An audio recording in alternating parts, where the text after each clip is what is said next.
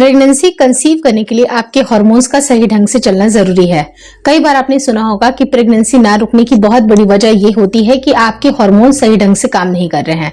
वो इस वजह से नहीं काम कर रहे हैं कि आपकी अगर लाइफ स्टाइल गड़बड़ है तो आपके हार्मोन्स आपरूपी गड़बड़ होंगे ही, और एज अ रिजल्ट खामियाजा ये भुगतना पड़ता है कि जिन महिलाओं की प्रेगनेंसी को कंसीव करने का अब बिल्कुल वो समय निर्धारित हो चुका है, लेकिन उनका अंडा ही बिल्कुल सही टाइम पे नहीं रिलीज हो रहा है। अगर अंडा सही ढंग से रिलीज नहीं होगा, सही टाइम पे उनको पीरियड्स नहीं आएंगे, सही टाइम पे उनको लिबिडो फील नहीं होगी, या सही टाइम पे उनको प्रोजेस्टेरोन के भी जो हार्मोन्स है अगर वो सही ढंग से नहीं बनेंगे, तो भी आपको प्रेगनेंसी कंसीव होने में काफी ज्यादा दिक्कतें आती हैं। और आज की इस वीडियो में मैं आपको यही बताऊंगी कि किस तरह से अपने हार्मोन को काफी इजीली ठीक किया जा सकता है। बहुत सारी दवाइयां लेने की आवश्यकता नहीं है, सिर्फ आपको दो चीजों को फॉलो करना है, और वो दो चीजें अगर आपने फॉलो कर ली तो आपका बहुत हद तक आपके जो हार्मोन्स हैं 2 से 3 महीने के अंदर ठीक होना स्टार्ट हो जाएंगे और प्रेगनेंसी भी आसानी से रुक सकती है। आज की वीडियो काफी इंफॉर्मेटिव है, प्लीज शुरू से लेकर लास्ट तक जरूर देखिएगा। जब भी अगर हार्मोन्स ठीक करने की बात आती है, सबसे पहली चीज जो कि काफी डिफिकल्ट भी है या जिसको बहुत आसान भी कह सकते हैं, या एक ही मूल मंत्र है, यानी कि दूसरा भी मूल मंत्र है वो भी बताऊंगी, लेकिन बेसिक एक जो मूल मंत्र है वो होता है लाइफ स्टाइल का बदलाव करना। लाइफ स्टाइल बिना बदले तो आपकी पूरी की पूरी जो सिस्टम है वो चैनलाइज हो ही नहीं पाएगी। आप क्या फूड आइटम ले रहे हैं, आपकी कैसी एक्टिविटीज है, आपकी स्लीप पैटर्न कैसी है, आप कितना स्ट्रेस लेते हैं, यानी कि वो सारी की सारी चीजें आपकी बॉडी के लिए ही जरूरी है। अगर आपने इन सब चीज को मेंटेन किया तो आपके हार्मोन्स जो कि जरूरत है आपकी LH हार्मोन की, FSH हार्मोन की, प्रोजेस्टेरोन की, सही टाइम पे एस्ट्रोजन आने की, उन सब को ये बैलेंस आउट करता है और आपको प्रेग्नेंट होने में काफी ज्यादा मदद करता है। तो चाहे आप इसको शॉर्टकट समझ लीजिए या लॉन्ग कट समझ लीजिए, रो के करिए या बिल्कुल हंस के करिए, जैसे भी करना है, लाइफ स्टाइल का बदलाव किए बिना तो आपके जितने भी ऑर्गन्स हैं वो अच्छे ढंग से तभी चलेंगे जब अगर आपकी लाइफ स्टाइल में बदलाव होगा। इतने सारे जो क्रोनिक डिजीजेस आप देख रही हैं, इतने ज्यादा जो परेशानी, डायबिटीज हो रही है, हाइपरटेंशन हो रही है, लोगों को जोड़ों में दर्द हो रहा है, कमर में दर्द हो रहा है, ये सिर्फ और सिर्फ गलत लाइफ स्टाइल की वजह से हो रही है। प्रॉपर टाइम पे धूप लेना, प्रॉपर टाइम पे भोजन लेना, प्रॉपर टाइम पे नींद लेना और अपने स्ट्रेस के लेवल को कम करना, ये आपको बहुत ही ज्यादा जरूरी है। अगर आप अपने लाइफ स्टाइल में बेसिक परिवर्तन करिएगा तो आपकी प्रेगनेंसी भी आसानी से रुक जाएगी। लेकिन दूसरी जो रामबाण उपाय, जो कि मैंने बताया था कि दूसरी एक पॉइंट बताऊंगी, वो है आपको सीड साइक्लिंग का प्रयोग करना है। सीड साइक्लिंग का प्रयोग करना बहुत ही इजी होता है। आपको सिर्फ और सिर्फ 4 सीड का इस्तेमाल करना है। 4 सीड, ध्यान से सुनिएगा। आपका जो फर्स्ट 15 दिन जो होता है, यानी कि अगर आपका मान लीजिए कि 28 से 30 दिन की पीरियड साइकिल है, उसको 2 हाफ में हम डिवाइड करेंगे। पहला हाफ जो होता है वो आपके फॉलिकुलर फेज का होता है, और जो लास्ट वाला फेज होता है, लास्ट के 15 दिन या 14 दिन, वो आपका ल्यूटियल फेज होता है।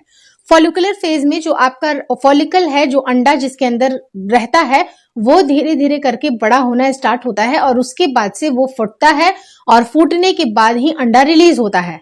लेकिन अंडा रिलीज होने के टाइम पे अगर आप हेल्दी सेल्स के साथ, अगर जो मेल के सेल हैं उनके हेल्दी सेल्स के साथ अगर आप संपर्क में रहती हैं, तो आपके दूसरे फेज यानी कि जो लूटियल फेज है, उस टाइम पे आपकी प्रोजेस्टेरोन का डोमिनेंस होता है, और वो आपकी बॉडी में आपकी यूट्रस की जो परत है, लाइनिंग है, उसको मोटा करने का काम करती है, आपकी बॉडी को प्रेगनेंसी के लिए रेडी करती है नेचुरल तरीके से। तो आपको इन दोनों फेजेस में अलग अलग सीड्स का इस्तेमाल करना है। पहला जो फेज होता है वो होता है फॉलिकुलर फेज, यानी कि 1 से लेके 14 दिन तक या 1 से लेके 15वें दिन तक आपकी साइकिल के हिसाब से आधा को आपको डिवाइड करना है, और उस टाइम पे आपको 2 सीड का इस्तेमाल करना है। पहला है फ्लैक्स सीड और दूसरा है पंपकिन सीड।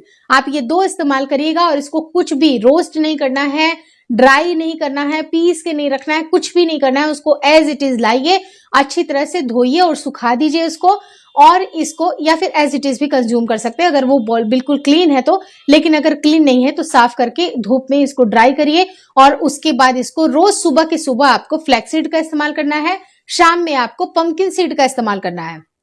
जैसे कि आपने ब्रेकफास्ट कर लिया, ब्रेकफास्ट के आधे 1 घंटे के बाद बिल्कुल स्नैकिंग के जैसा 1 चम्मच आप फ्लैक्स सीड लेना शुरू कर दें। वहीं पर शाम के वक्त में आप पंपकिन सीड का इस्तेमाल करेंगी। बहुत सारे लोगों को अगर दोनों को मिक्स करके लेना है तो वो भी ले सकते हैं, लेकिन मुझे लगता है कि आपको अलग अलग ही लेना चाहिए। और आप सिंपली अगर इसको मिक्स करके लेना चाहती हैं तो इन दोनों के मिक्सचर को बिल्कुल समान अनुपात में आप बना लें, और 1 चम्मच मिक्स जो आपको सीड मिलेगा, जिसके अंदर पंपकिन सीड और फ्लैक्स सीड ही होना चाहिए, उसको पहले 14 दिन पे आप सुबह में और शाम में जो आप चाय वगैरह पीती हैं, चाय को स्किप करके बस इस जो सीड है इसका इस्तेमाल आप करेंगी और ये लगातार आपको 14th डे तक करना है। उसके बाद जब अगर आपका ओव्यूलेशन होता है, लास्ट के जो 14 डेज होते हैं, लास्ट के जो 15 दिन होते हैं जहां पर आपका ल्यूटियल फेज चल रहा होता है, उस टाइम पे 2 सीड यानी कि सनफ्लावर सीड और सेसमे सीड का इस्तेमाल करना है। मार्केट में काफी ज्यादा इजीली आपको मिल जाते हैं। सेसमे सीड जो सफेद वाली तिल होती है उसका आप इस्तेमाल करिएगा। सनफ्लावर सीड यानी कि सूरजमुखी के जो बीज होते हैं आपको उनका इस्तेमाल करना है। जैसे मैंने आपको मॉर्निंग और इवनिंग की बात बताई है, सेम उसी तरह से आपको मॉर्निंग और इवनिंग में भी इसको लेना है। मिक्स करके ले रहे हैं तो बिल्कुल समान अनुपात में इसको रखिएगा और सुबह और शाम भोजन करने के बाद 1 घंटे के बाद आप इसको कंज्यूम कर सकते हैं, कोई दिक्कत की बात नहीं आती है। आप देखिएगा कि इसको लगातार करने से आपके सारे के सारे हार्मोन्स बैलेंस होना शुरू होते हैं। अगर आपको दोषेस भी बहुत सारे जैसे कफ दोष, वात दोष है, उन सब के लिए भी बहुत ज्यादा रामबाण उपाय का काम करती है। तो ये 4 सीड आपके पूरे के पूरे मंथली साइकिल में काफी ज्यादा हेल्प करती है। सही टाइम पे आपके एस्ट्रोजन भी आते हैं, सही टाइम पे प्रोजेस्टेरोन भी होता है और उसी टाइम पे एलएच और एफएसएच की जो सबसे ज्यादा जरूरत होती है ओव्यूलेशन के टाइम पे, उस टाइम पे भी एक्टिव होते हैं ताकि आपका एक हेल्दी जो सेल है यानी कि अंडे की क्वालिटी है वो काफी अच्छी बने। अंडे की क्वालिटी अगर 18 से 20 mm की होगी तो ही वो फर्टिलाइजेशन के लिए रेडी होती है। तो आपको अपने अंडे को, चाहे आपका लो AMH भी क्यों ना हो, तब भी आप इसको इस्तेमाल करिए, क्योंकि अंडे चाहे बहुत ज्यादा नहीं भी बचे हों, लेकिन हमें सिर्फ और सिर्फ एक स्वस्थ अंडे के ऊपर काम करना है। अगर एक भी स्वस्थ अंडा अगर आपकी बॉडी में प्रेजेंट होगा तो भी आसानी से प्रेगनेंसी लग सकती है। सिर्फ और सिर्फ अपने माइंड को पॉजिटिव रखें, हर एस्पेक्ट में पॉजिटिविटी ढूंढे और आपकी जल्दी से जल्दी प्रेगनेंसी रुक जाएगी। विश्वास के साथ आप सारी चीजों को करके देखिएगा, आपको काफी ज्यादा राहत मिलेगी और आप आसानी से प्रेगनेंसी को भी कंसीव कर पाइएगा। Hopefully this video helps you. अगर वीडियो अच्छी लगी तो प्लीज लाइक कर दीजिएगा। चैनल पे नए तो चैनल को जरूर शेयर और सब्सक्राइब करें। मुझे